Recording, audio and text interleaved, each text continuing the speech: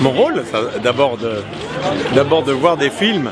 Après, j'espère voir un peu la ville de Beaune. Il paraît qu'elle est tellement merveilleuse. C'est la première fois de ma vie. Le cinéma, je connais un peu. Les policiers, je connais bien. Les livres et les films. Mais alors Beaune, je ne connais pas du tout. Alors j'espère que mon rôle consistera à voir des films entre des balades dans la ville. Mais voilà, vous savez, le président, il est là pour être fraternel avec les membres du jury, pour qu'on discute entre nous. On a déjà prévu tout à l'heure, entre nous, de se voir, de se réunir vendredi, puis samedi, avant la délibération de dimanche. Tout ça est très amical. J'ai une belle bande autour de moi d'actrices, de metteurs en scène, d'auteurs, qui sont des gens merveilleux, qui aiment le cinéma, qui aiment le cinéma policier. Moi, je suis là pour être parmi eux, parmi elles, d'abord, parmi tout le public. Les gens sont tellement formidables dans un festival comme celui-ci. Et puis, profiter de la vie. Profiter de la vie, ça veut dire profiter du cinéma, profiter des films, ça c'est certain. Parce que la sélection est extraordinaire. Je ne la connais pas, je ne sais rien des films que nous allons voir. Mais après, comme on dit, il va falloir qu'on se réunisse entre nous, calmement, tranquillement. Mais en général, j'ai déjà été président d'autres festivals, pas tous aussi prestigieux que celui-ci, mais ce que j'aime, c'est qu'on se parle beaucoup entre nous, vous voyez. Chacune s'exprimera et il en sortira un grand prix et il en sortira un prix du jury. Le film policier, moi depuis mon enfance, je suis un grand amateur de films policiers depuis les époques James Cagney, Humphrey Bogart, jusqu'à maintenant Leonardo DiCaprio, en passant évidemment par la grande époque qui continue de Bob De Niro et Al Pacino. Mais avant, j'ai commencé par des lectures.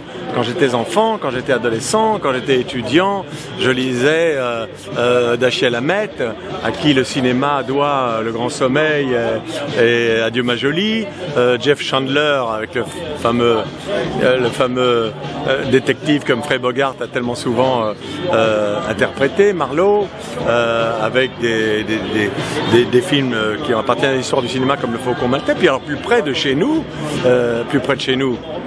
j'allais dire plus près de notre époque, ce qui est chez nous, on habite ce temps précis, en passant évidemment par la grande époque en France de Jean-Pierre Melville, immense auteur, metteur en scène, immense auteur de films policiers. C'est la même chose, il adorait les romans noirs lui-même, et c'est vrai que Melville, du Samouraï jusqu'au Cercle Rouge, en passant par d'autres films extraordinaires, Deuxième Souffle, etc., était un très grand. Puis encore plus près, maintenant, dans le cinéma américain, il y a les Scorsese et En fait, le film policier est un genre qui ne se démode jamais.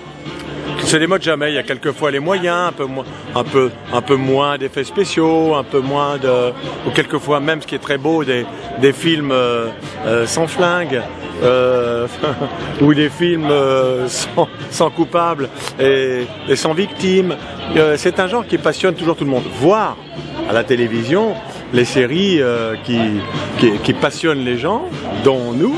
Ma femme et moi, on fait partie des gens qui n'ont pas manqué un Soprano, et puis là, on vient de m'en recommander un autre. Je n'ai pas le droit de faire la publicité, mais il paraît que ça s'appelle The Killing. Je le dis quand même. Il paraît que ça a tombé. Voilà. C'est ce qu'on demande à une série policière ou un film policier. Ça n'est non pas de passer une nuit blanche, mais c'est dans la journée de ne pas arriver à travailler tellement on est impatient de retrouver le livre ou de voir le film ou de voir la série. Et je ne sais pas, parce qu'on s'est réunis pour la première fois il y a une demi-heure et je ne sais pas quels sont encore les goûts de mes amis ES, les comédiennes, ou de mes amis les acteurs, les metteurs en scène ou les auteurs. C'est en se parlant tous les jours qu'on va pouvoir un peu dégager la tendance. Et croyez-moi, dans un jury, c'est toujours une surprise. Pas forcément le grand prix ou le prix du jury comme ici, mais ce qui se dégage de l'esprit des membres du jury, c'est très très souvent une surprise. Vous vous dites, bon, la jeune femme, là, elle sera pour tel ou tel film, et puis ça n'est pas le cas. Et puis, Qu'est-ce que vous pensez du cinéma de Hitchcock ? Je l'adore. Ça fait partie de... comme pour toute chose, comme pour ce que nous faisons, nous, même humblement, on n'aime pas tout et on n'attend pas que les autres aiment tout de ce qu'on fait. Mais Hitchcock, c'est notre formation, c'est notre...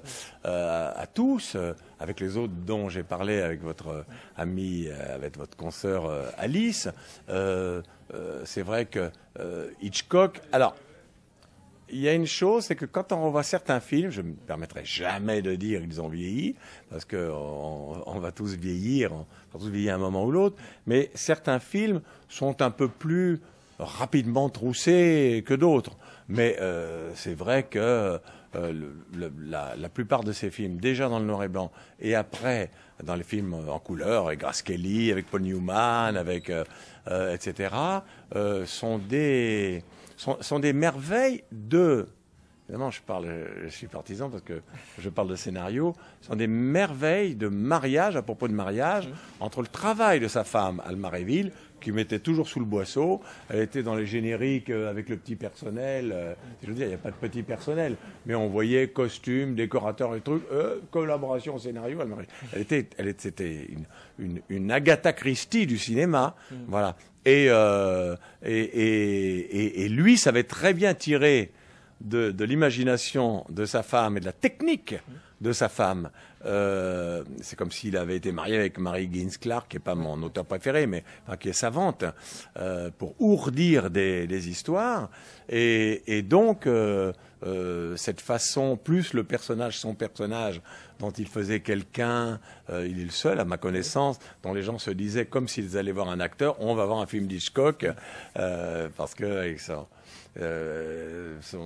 son bedon, son air comme ça, et puis quand il était doublé en français, moi j'aime beaucoup, mais c'est pas un mais d'ailleurs, c'est pas un mais restrictif. J'ajoute, pour les latinistes, non solum sed essiam, non seulement mais encore. J'aime dans Hitchcock tout. Truffaut l'adorait, comme vous savez, il a écrit un livre sur lui. Moi, j'adorais Truffaut, donc je lisais les livres de Truffaut comme je voyais ses films. Et François l'adorait justement comme un grand faiseur, je dirais, on va dire un grand facteur, de manière un peu pédante, du cinéma. Alors, bon, tout n'est pas réussi. Certaines choses sont... Parce qu'à son époque, les gens faisaient des films quelquefois en 2 temps en mouvement, ils en faisaient 3 par an, lui, je ne sais pas. Mais enfin, si vous voulez que je dise Hitchcock respect, je dirais Alfred Hitchcock total respect. Eh bien, merci beaucoup. Merci à vous. Au revoir les amis. Merci. Au revoir, je vous en prie, avec plaisir. Au revoir. Merci.